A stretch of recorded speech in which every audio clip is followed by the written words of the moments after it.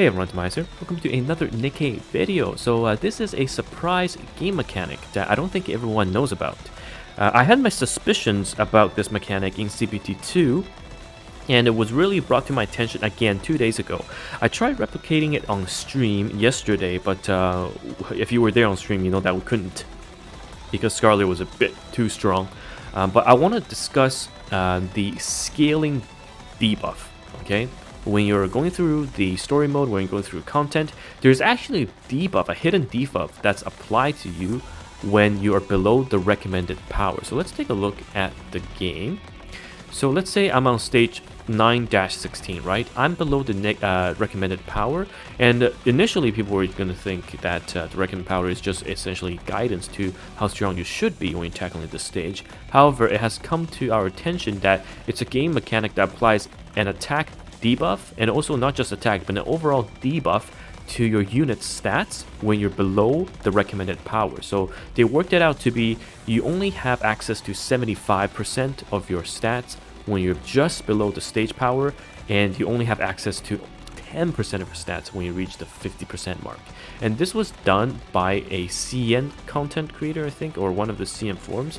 Let me just pull up that image in a larger window. Here you go. So this person took a volume, level 63 volume, to 6-15. Don't get distracted now, alright? Pay attention.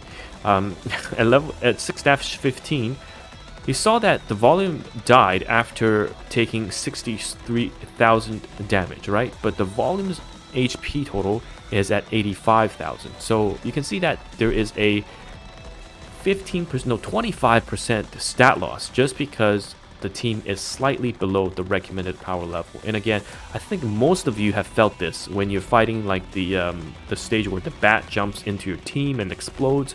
If you're even ever so slightly above the recommended power, those stages are so easy. The bats will get killed before you take damage from the explosion. However, if you're below, they sometimes goes through and they'll explode on impact and just one-shot your supports or your damage dealer. So I'm glad to see that this has been somewhat tested and proven in the sense that there is a slight stat debuff on your units. However, what I don't like is this whole mechanic.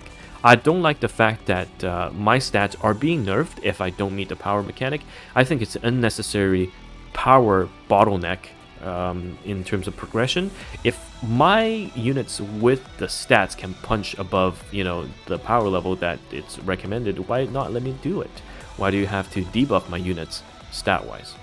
I don't like this, but anyhow, I guess it's part of the system, and maybe I can provide some feedback, and I don't know if the developers will change it in that regard. And it goes back to my previous message regarding, you know, if you bring one attacker to its max level compared to everything else, you're actually not going to fare better versus a team that is more evenly damaged because evenly leveled, because if a team of level 60 will have a team power of 20,000, then a team of 40 with an attacker that's level 80 is going to be lower, right? So the debuff is going to be applied. So which means if you're below the attack power or the recommended power, you definitely want to get as close as you can or meet the recommended power. So that means leveling up things evenly.